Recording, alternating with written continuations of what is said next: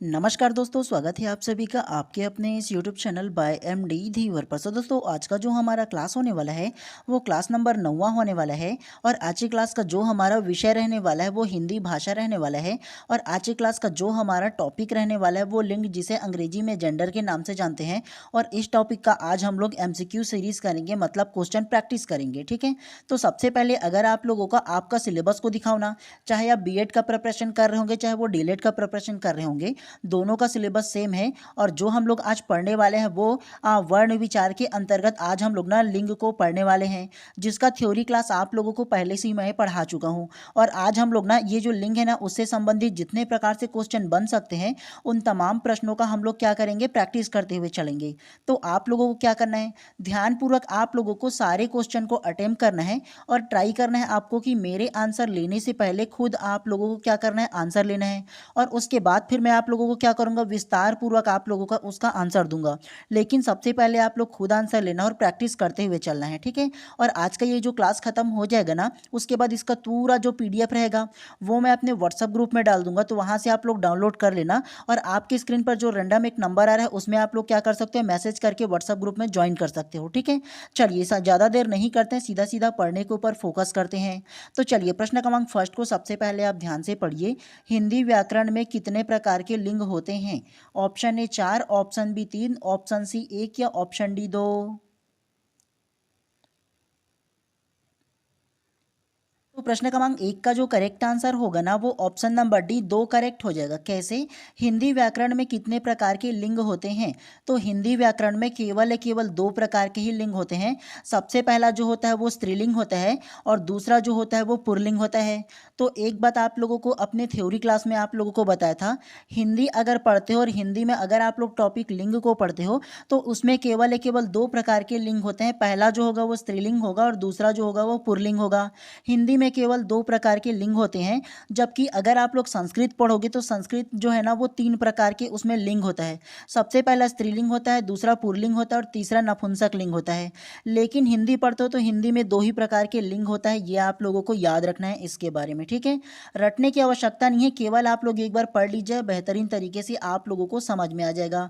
लेकिन आप लोग क्या कीजिएगा, अगर आप लोग ना हिंदी पढ़ रहे हो या उसके अलावा शिक्षण अभिरुचि का विषय पढ़ रहे हो, तो एक चीज़ अपने क्लास में मैं हमेशा बोलता हूँ, आप लोग हिंदी और आप लोग जो शिक्षण अभिरुचि का विषय है वो, उसको आप लोगों को रटना बिल्कुल भी नहीं है।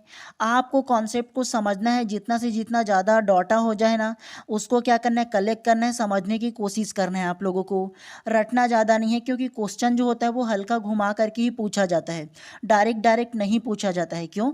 क्योंकि देखो, आप ना भविष्य में शिक्षक बनने वाले हो और शिक्षक होने के नाते किस प्रकार से क्वेश्चन को घुमाया जाता है वो आप लोगों को समझ में आना चाहिए। जो नॉर्मल अंडरस्टैंडिंग आप लोगों का लेवल है ना वो अच्छा होना चाहिए, इसके वजह से घुमा करके प्रश्न जो है वो पूछा जाता है। तो इसीलिए रटने पर गौर नहीं करना है, समझने पर ज़्यादा गौर करना है आप लोगों को। ठीक है, चलिए प्रश्न क्रमांक दूसरा को आप ध्यान से पढ़िए। लिंग किसे कहते हैं? ऑप्शन ए, संज्ञा के जिस रूप से पुरुष या स्त्री जाति का बोध होता है उसे स्त्रीलिंग कहते हैं। ऑप्शन बी, सर्वनाम के माध्यम से पुरुष या स्त्री जाति का बोध होता है उसे लिंग कहते हैं। ऑप्शन सी, संज्ञा एवं विशेषण के जिस रूप से पुरुष या स्त्री जाति का बोध होता है उसे लिंग कहते हैं। या ऑप्शन डी, इनमें से कोई नहीं।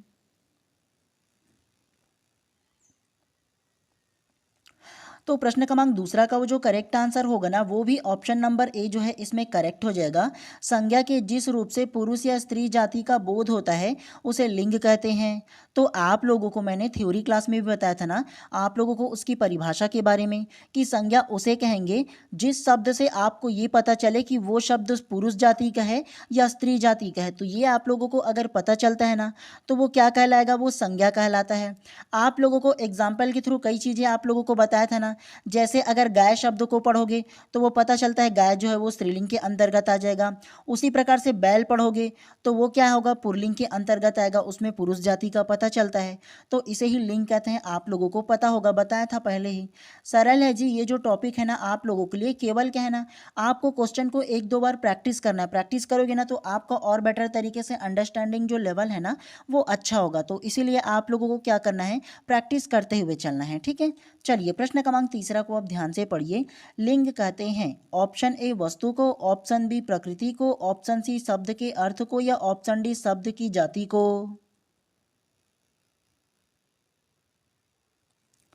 तो प्रश्न क्रमांक तीसरा का जो करेक्ट आंसर है ना वो ऑप्शन नंबर डी शब्द की जाति को करेक्ट हो जाएगा। कैसे? लिंग कहते हैं तो लिंग जो कहते हैं वो शब्द की जाति को ही ना कहेंगे जी। मतलब यह है कि जो शब्द लिखा रहेगा उस शब्द को पढ़ने के बाद आपको उसकी जाति अगर बोध हो कि वो कौन सी जाति का है, स्त्री जाति का है कि पुरुष जाति का है, तो वो क्या कहेंगे? लिंग ही ना कहेंगे। तो ये आप लोगों को याद रखना है। चलिए नेक्स्ट प्रश्न को पढ़ते हुए चलते हैं इसी प्रकार से फटाफट अंदाज में। चलिए प्रश्न क्रमांक चौथा को ध्यान से पढ़िए। हिंदी व्याकरण में कितने प्रकार के लिंग होते हैं? तो ये भी तो सेम टू सेम प्रश्न है जी। तो हिंदी व्याकरण में कितने प्रकार के लिंग होते हैं? तो दो प्रकार के होते हैं, पहला स्त्रीलिंग और दूसरा पुल्लिंग हो जाएगा। ठीक है, सेम टू सेम प्रश्न है, भले ही थोड़ा सा घुमाया गया है लेकिन सेम प्रश्न है, तो इसीलिए आप लोगों को क्या किया, ये जो प्रश्न है वो बता दिया हूँ। ठीक है, चलिए प्रश्न क्रमांक पांचवा को ध्यान से पढ़िए। लिंग शब्द किस भाषा का है? Option A Sanskrit, option B Hindi, option C Rajasthani या ऑप्शन डी उर्दू। तो क्या इसका आंसर होगा? तो प्रश्न क्रमांक पांचवा का जो करेक्ट आंसर होगा ना वो ऑप्शन नंबर ई संस्कृत करेक्ट हो जाएगा। कैसे? लिंग शब्द किस भाषा का है? तो लिंग शब्द जो है ना वो संस्कृत भाषा का है। आपको परिभाषा में ही आप लोगों को पहले पढ़ा दिया हूँ थ्योरी क्लास में। अगर थ्योरी को नहीं देखे होंगे तो क्लास क्रमांक 8वां को देख लीजिए, समझ में आ जाएगा अच्छे तरीके से। ठीक है, तो जो लिंग शब्द जो है ना वो संस्कृत भाषा का शब्द है, ये आप लोगों को याद रखना है। और आज के आप लोगों का जो क्लास है ना उसमें टोटल आप लोगों के लिए 40 क्वेश्चन है और इस 40 में लगभग लगभग आप लोगों को 20 से 25 क्वेश्चन केवल आप लोगों को प्रैक्टिस कराऊंगा।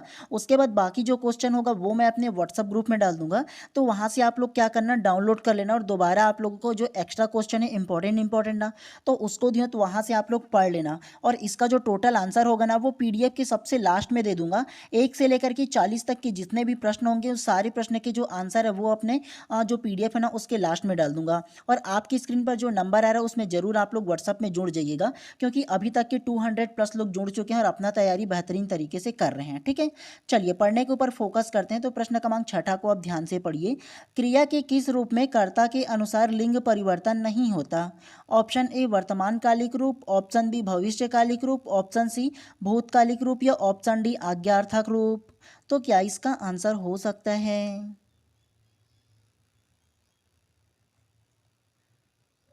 तो प्रश्न क्रमांक 6वां का जो करेक्ट आंसर होगा ना वो ऑप्शन नंबर सी भूतकालिक रूप इसमें करेक्ट हो जाएगा। कैसे?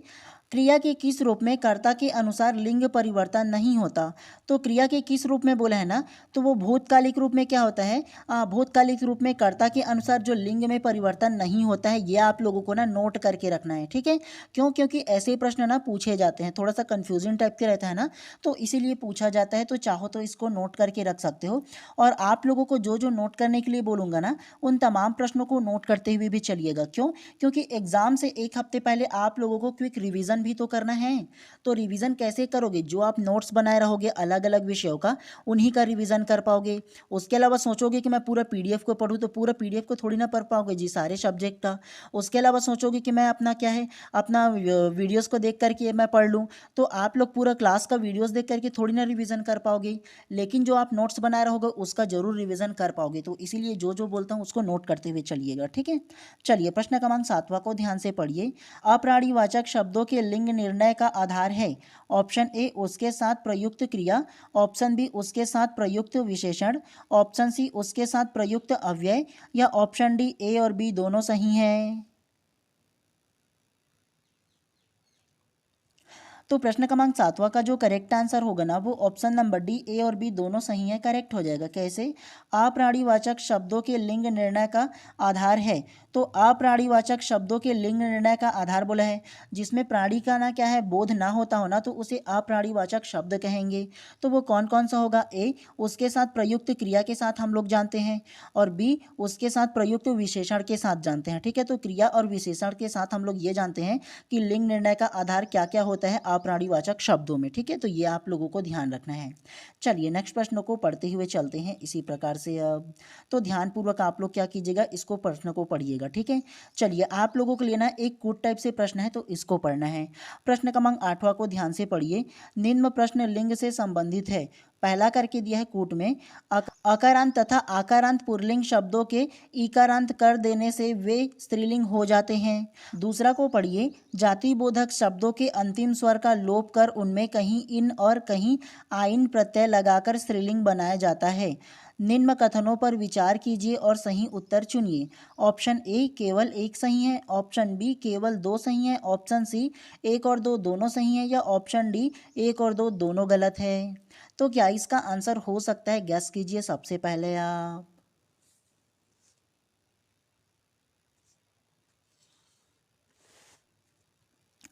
तो प्रश्न क्रमांक 8वां का जो करेक्ट आंसर होगा ना वो ऑप्शन नंबर सी, एक और दो दोनों सही है, इसमें करेक्ट हो जाएगा। कैसे? निम्न प्रश्न से लिंग संबंधित है। तो दो प्रकार से आपको कूट में दिया गया था और दोनों को पढ़ना था। तो पहला पढ़िए, अकारांत और आकारांत पुल्लिंग शब्दों के इकारांत कर देने से वे स्त्रीलिंग हो जाते हैं। उसके अलावा दूसरा, जातिबोधक शब्दों के अंतिम स्वर का लोप कर उनमें कहीं इन और कहीं आइन प्रत्यय लगाकर स्त्रीलिंग बनाया जाता है। तो ये दोनों जो कथन होगा ना वो दोनों के दोनों करेक्ट हो जाएगा। ये आप लोगों को याद रखना है इस प्रश्न में, ठीक है। क्योंकि देखो, अलग अलग जो रत्नों के नाम वगैरह जो होते हैं ना वो प्राय क्या होते हैं, पुल्लिंग शब्द में यूज़ किए जाते हैं। जैसे पन्ना, माणिक, मूंग, मोती, पुखराज, ये सारे के सारे क्या है, पुल्लिंग में यूज़ किए जाते हैं, ठीक है। तो अलग अलग क्या है, तो ये आप लोगों को याद रखना है इन प्रश्नों को, ठीक है। तो इनमें क्या होगा, दोनों के दोनों क्या होगा, इसमें करेक्ट हो जाएगा। चलिए नेक्स्ट प्रश्न को पढ़ते हुए चलते हैं इसी प्रकार से। चलिए प्रश्न क्रमांक 9 को ध्यान से पढ़िए। निम्न में से पुल्लिंग शब्द नहीं है। ऑप्शन ए मोती, ऑप्शन बी लाल, ऑप्शन सी मणि, या ऑप्शन डी माणिक। तो क्या इसका आंसर होगा? तो प्रश्न क्रमांक 9 का जो करेक्ट आंसर होगा ना वो ऑप्शन नंबर सी, मणि जो है ना वो करेक्ट हो जाएगा। कैसे? निम्न में से पुल्लिंग शब्द नहीं है। तो पुल्लिंग शब्द जो नहीं है ना वो मणि जो है वो करेक्ट हो जाएगा। और मणि जो शब्द है वो स्त्रीलिंग में आएगा, ये आप लोगों को याद रखना है। उसके अलावा मोती, लाल और माणिक, ये तीनों के तीनों हम लोगों ने थ्योरी में पढ़ा था ना कि ये क्या है, पुल्लिंग में आता है। मोती किसी लड़के का नाम भी होता है, आप लोगों ने सुना होगा ना। लाल भी नाम रहता है, जैसे मोतीलाल रहता है ना। उसके अलावा माणिक सुना होगा ना आप लोगों ने, माणिक चंद किसी का नाम होता है, ठीक है। तो ये आप लोगों को याद रखना है, ये तीनों के तीनों पुल्लिंग में आएगा। लेकिन जो मणि है ना वो स्त्रीलिंग के अंतर्गत आता है, ठीक है। और इसमें क्या है, पुल्लिंग नहीं है बोला है, तो पुल्लिंग नहीं है जो वो ऑप्शन नंबर सी जो है करेक्ट हो जाएगा। तो ये आप लोगों को याद रखना है, ठीक है। चलिए प्रश्न क्रमांक 10वां को आप ध्यान से पढ़िए। निम्नलिखित में से कौन सा शब्द पुल्लिंग है? ऑप्शन ए दाढ़ी, ऑप्शन बी मूछ, ऑप्शन सी नाखून, या ऑप्शन डी पूछ। तो क्या आंसर होगा इसका? तो प्रश्न क्रमांक 10वां का जो करेक्ट आंसर होगा ना वो ऑप्शन नंबर सी, नाखून जो है करेक्ट हो जाएगा। कैसे? निम्नलिखित में से कौन सा शब्द पुल्लिंग है? तो पुल्लिंग जो शब्द होगा वो नाखून जो है ना वो पुल्लिंग हो जाएगा, ठीक है। तो ये आप लोगों को याद रखना है। बाकी दाढ़ी, मूछ और पूछ ये तीनों के तीनों स्त्रीलिंग में आ जाएगा। तो आप लोगों को याद रखना है इसको। आप लोग क्या है ना प्रैक्टिस करते रहोगे ना तो धीरे धीरे आप लोगों को सारा चीज़ याद हो जाएगा, ठीक है। चलिए प्रश्न क्रमांक 11वां को पढ़िए। मोती शब्द किस वर्ग में आता है? ऑप्शन ए स्त्रीलिंग, ऑप्शन बी नपुंसकलिंग, ऑप्शन सी उभयलिंग, या ऑप्शन डी पुल्लिंग।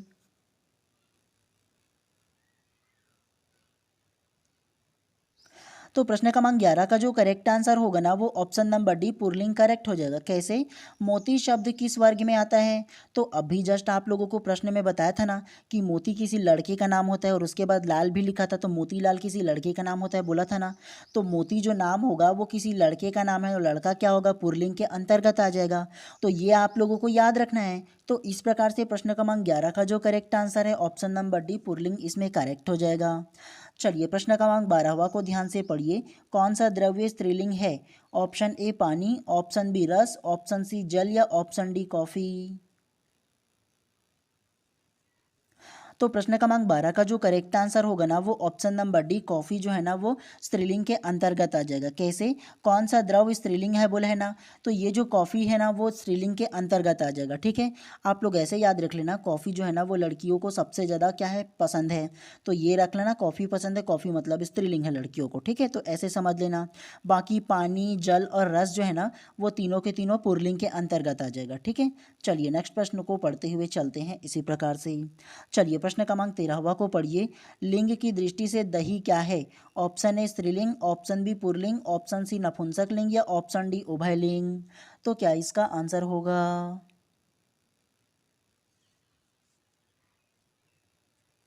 तो प्रश्न क्रमांक 13 का जो करेक्ट आंसर होगा ना वो ऑप्शन नंबर बी पुल्लिंग इसमें करेक्ट हो जाएगा। कैसे? लिंग की दृष्टि से दही क्या है? तो दही जो है ना वो पुल्लिंग के अंतर्गत आ जाएगा, ये आप लोगों को याद रखना है। और दही जो है वो लड़कों को सबसे ज़्यादा पसंद है, ऐसे आप लोग समझ लेना, ठीक है। कुछ कुछ आप लोगों को रिलेट करते हुए चलना है। और आप ये सोचोगे ना कि स्पेसिफिक अलग अलग करके बताओ, तो ये मुश्किल होता है जी इसमें, ठीक है। तो ये आप लोगों को ध्यान रखना है। आपको किसी न किसी प्रकार से क्या करना है, रिलेट करके पढ़ते हुए पढ़ाते हुए चलना है, ठीक है। तो ये चीज़ आप लोगों को ध्यान रखना है। और आप लोगों को क्या है, आप लोगों को केवल दो ही ऑप्शन में केवल आप लोगों को आंसर लेना है। कैसे? देखो हिंदी में आपको बताया था नपुंसक लिंग नहीं होता है, उभय लिंग भी नहीं होता है, तो ये दोनों ऐसे ही कट जाएगा आप लोगों के लिए। केवल आप लोगों को आंसर जो लेना है या तो स्त्रीलिंग होगा या पुल्लिंग होगा, दो ही होगा हिंदी में, है ना। तो ये थोड़ा सा ध्यान रख लेना, कुछ ऐसे जो शब्द होंगे उसको रिलेट करके पढ़ते हुए चलना। दही जो है वो लड़कों को पसंद होता है, ये समझ लेना, और दही कौन सा होगा तो पुल्लिंग में आ जाएगा। ऐसे थोड़ा थोड़ा रिलेट करते हुए चलना, ठीक है। उसी प्रकार से कॉफ़ी आपको बताओ ना, कॉफ़ी जो है वो लड़कियां सुबह सुबह ज़्यादा पीता है, ये समझ लेना। और लड़कियां क्या होगा, स्त्रीलिंग में आएगा, तो कॉफ़ी भी स्त्रीलिंग में आएगा, ऐसे समझ लेना। चलिए प्रश्न क्रमांक 14 को ध्यान से पढ़िए। कौन सा शब्द स्त्रीलिंग नहीं है? ऑप्शन ए पानी, ऑप्शन बी बाल्टी, ऑप्शन सी चूड़ी या ऑप्शन डी इमली। तो क्या इसका आंसर होगा?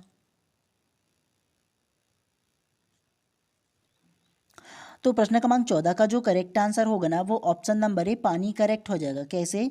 कौन सा शब्द स्त्रीलिंग नहीं है? स्त्रीलिंग नहीं है मतलब पुल्लिंग के अंतर्गत आता है, ये पूछा गया है। तो पानी जो है ना वो पुल्लिंग में आता है। पानी का यूज़ सबसे ज़्यादा लड़का करते हैं, पानी बर्बाद करने में लड़के होते हैं, ये समझ लेना। ऐसे तो कुछ कुछ रिलेट करते हुए ही चलना होगा, ठीक है। बाकी देखो चूड़ी जो है वो लड़कियों को पसंद आता है, बाल्टी जो है वो लड़कियां ही क्या करते हैं, सारे चीज़ को क्या करते रहते हैं, बाल्टी वगैरह में पानी वानी भरना ये भी करते रहता है, तो ये भी बोल लेना। उसके अलावा इमली क्या है, तो इमली लड़कियों को सबसे ज़्यादा पसंद है। तो ऐसे रिलेट करते हुए चलना है आप लोगों को, ठीक है। तो ये चूड़ी, बाल्टी और इमली ये तीनों के तीनों स्त्रीलिंग में हो जाएगा, और पानी जो है वो पुल्लिंग में हो जाएगा।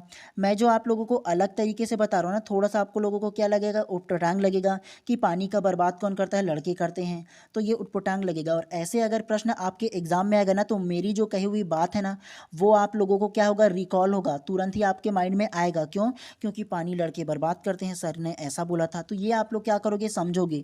तो इसीलिए क्या करना है, आपको एकदम इसका नियम कायदा कानून रूल रेगुलेशन को एकदम पढ़ते हुए रटते हुए नहीं चलना है। एग्जाम के पॉइंट ऑफ व्यू से आप लोगों को सिलेबस को कंप्लीट करना है, तो वैसे आप लोगों को क्या है, पढ़ते हुए चलना है। अगर ये बोला जाए कि पानी लड़कों पुल्लिंग में आता है, क्यों आता है, इससे कोई मतलब नहीं है जी अभी आप लोगों को, ठीक है। तो केवल आप एग्जाम के पॉइंट ऑफ व्यू से पढ़िए, एकदम क्यों आता है कैसे आता है ये जानते हुए मत रहिए आप लोग, ठीक है। चलिए प्रश्न क्रमांक 15 को ध्यान से पढ़िए। कवि का स्त्रीलिंग है? ऑप्शन ए काव्यानी, ऑप्शन बी कवियत्री, ऑप्शन सी कवयित्री या ऑप्शन डी इनमें से कोई नहीं। तो प्रश्न क्रमांक 15 का जो करेक्ट आंसर होगा ना वो ऑप्शन नंबर सी कवयित्री इसमें करेक्ट हो जाएगा। कैसे?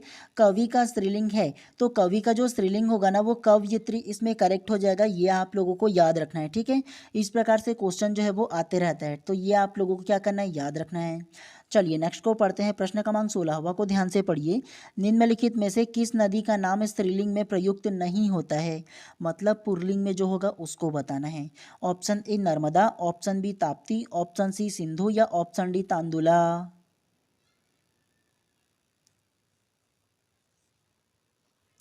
तो प्रश्न क्रमांक 16 का जो करेक्ट आंसर होगा ना वो ऑप्शन नंबर सी सिंधु इसमें करेक्ट हो जाएगा। कैसे? निम्नलिखित में से किस नदी का नाम स्त्रीलिंग में प्रयुक्त नहीं होता? स्त्रीलिंग में प्रयुक्त नहीं होता, सिंधु बोला है। सिंधु किसी लड़के का भी नाम तो हो सकता है, बाकी देखो नर्मदा, ताप्ती, तांदुला ये तीनों के तीनों स्त्रीलिंग में आ जाएगा। लेकिन सिंधु जो है ना वो किसका है? आप लोगों ने सिद्धू पाजी का नाम सुना होगा ना, तो सिद्धू को सिंधु ले लेना, ठीक है। ऐसे समझ लेना, सिद्धू पाजी क्या नाम है, वो लड़के का नाम है, सिंधु को रिलेट कर लेना आप लोग। और वो क्या है, स्त्रीलिंग नहीं है मतलब पुल्लिंग में आता है, ये आप लोग समझ लेना। ऐसे समझते हुए चलना है, बाकी नर्मदा, ताप्ती, तांदुला ये स्त्रीलिंग में आ जाएगा, ठीक है। चलिए नेक्स्ट को पढ़ते हुए चलते हैं इसी प्रकार से। चलिए प्रश्न क्रमांक 17 को पढ़िए। कौन सा वस्त्र पुल्लिंग में है? ऑप्शन ए टोपी, ऑप्शन बी कमीज, ऑप्शन सी कुर्ता या ऑप्शन डी धोती। तो प्रश्न क्रमांक 17 का जो करेक्ट आंसर होगा ना वो ऑप्शन नंबर सी कुर्ता इसमें करेक्ट हो जाएगा। कैसे?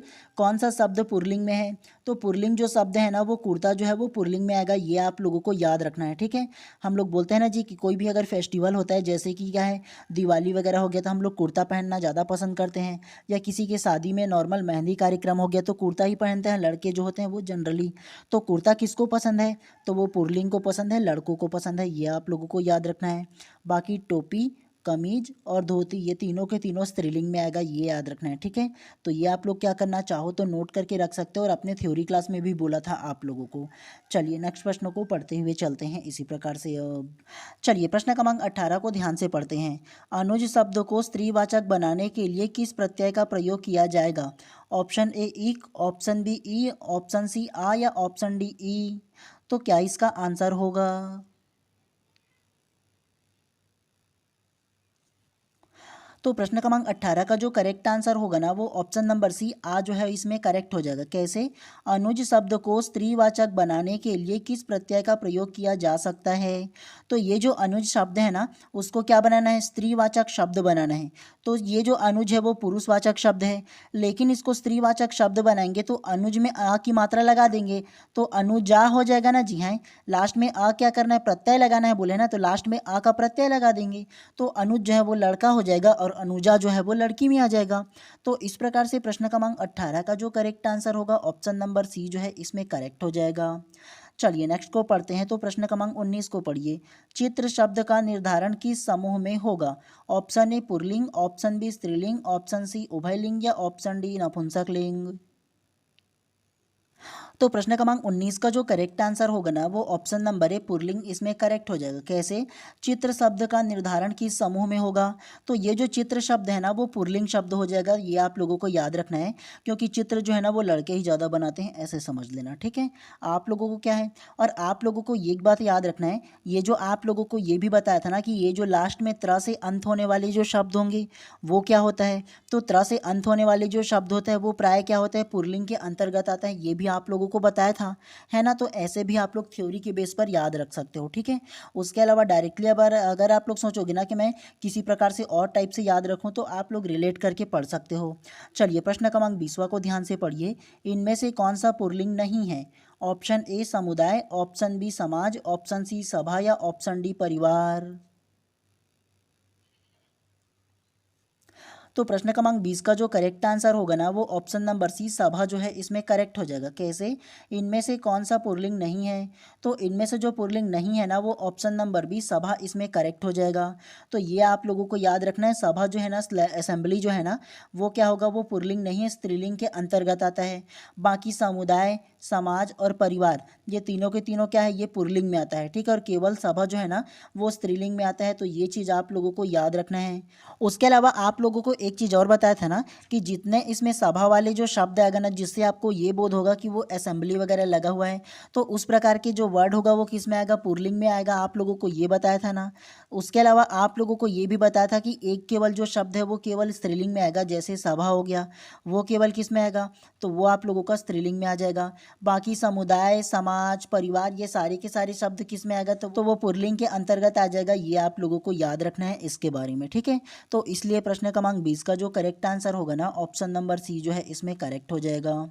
चलिए नेक्स्ट को पढ़ते हुए चलते हैं। प्रश्न क्रमांक 21 को ध्यान से पढ़िए। किस शब्द का प्रयोग स्त्रीलिंग रूप में नहीं होता? मतलब वो पुल्लिंग में है, आपको ये बताना है। ऑप्शन ए भाषा, ऑप्शन बी नींद, ऑप्शन सी पुराण या ऑप्शन डी व्यथा। तो प्रश्न क्रमांक 21 का जो करेक्ट आंसर होगा ना वो ऑप्शन नंबर सी पुराण इसमें करेक्ट हो जाएगा। कैसे? किस शब्द का प्रयोग स्त्रीलिंग रूप में नहीं होता? स्त्रीलिंग में नहीं होता मतलब पुल्लिंग में आता है, ये बोला है जी। तो पुल्लिंग में जो होगा वो पुराण हो जाएगा। पुराण जानते हो ना जी आप लोग हैं, तो पुराण जो है ना वो पुल्लिंग के अंतर्गत आ जाएगा, ये आप लोगों को याद रखना है। और पुराण सबसे ज़्यादा क्या करते हैं? ज्ञानी पंडित लोग पढ़ते हैं, बड़े लोग पढ़ते हैं, लड़के लोग पढ़ते हैं। ठीक है, तो ये ऐसे आप लोग क्या करना समझ लेना। ठीक है, तो इसीलिए प्रश्न क्रमांक 21 का जो करेक्ट आंसर है ऑप्शन नंबर सी जो है इसमें करेक्ट हो जाएगा। बाकी भाषा, नींद और व्यथा जो है ना वो स्त्रीलिंग के अंतर्गत आ जाएगा, पुराण जो रहेगा वो केवल पुल्लिंग में आएगा, तो ये ध्यान रखना है। चलिए प्रश्न क्रमांक 22 को ध्यान से पढ़िए। निम्नलिखित में से स्त्रीलिंग है? ऑप्शन ए बाजरा, ऑप्शन बी सीमा, ऑप्शन सी आटा या ऑप्शन डी वेदना।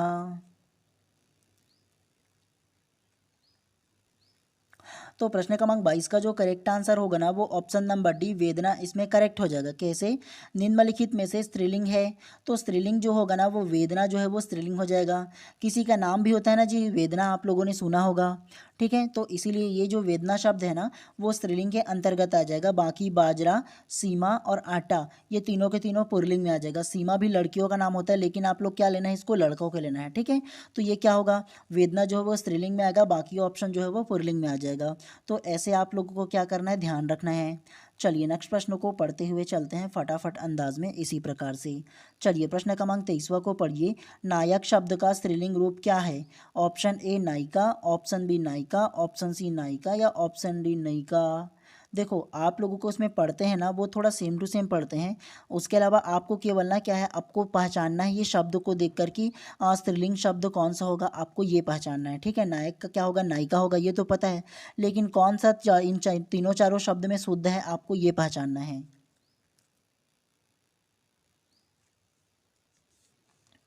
तो प्रश्न क्रमांक 23 का जो करेक्ट आंसर होगा ना वो ऑप्शन नंबर सी नायिका इसमें करेक्ट हो जाएगा। कैसे? नायक शब्द का स्त्रीलिंग रूप है, तो नायक शब्द का जो स्त्रीलिंग होगा वो नायिका हो जाएगा, और नायिका का जो शुद्ध रूप होगा ना वो ऑप्शन नंबर सी हो जाएगा। तो ये आप लोगों को याद रखना है, ठीक है। चलिए नेक्स्ट को पढ़ते हैं। तो प्रश्न क्रमांक 24 को अब ध्यान से पढ़िए। निम्नलिखित में से कौन सा शब्द पुल्लिंग है? ऑप्शन ए दया, ऑप्शन बी माया, ऑप्शन सी कृपा या ऑप्शन डी कर्म। तो प्रश्न क्रमांक 24 का जो करेक्ट आंसर होगा ना वो ऑप्शन नंबर सी कर्म इसमें करेक्ट हो जाएगा। कैसे? निम्नलिखित में से पुल्लिंग शब्द है, तो पुल्लिंग जो होगा वो कर्म, जो काम जो है ना वो पुल्लिंग में आ जाएगा, और बाकी दया बताया था ना सीआईडी में जो दया है वो स्त्रीलिंग में आ जाएगा, ये आप लोग याद रखना बोल के।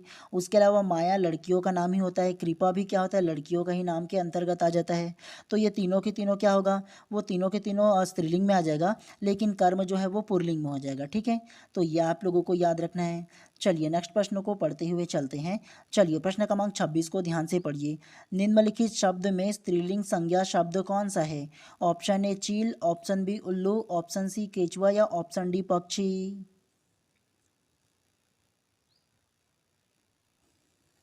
तो प्रश्न क्रमांक 26 का जो करेक्ट आंसर होगा ना वो ऑप्शन नंबर ए चील इसमें करेक्ट हो जाएगा। कैसे?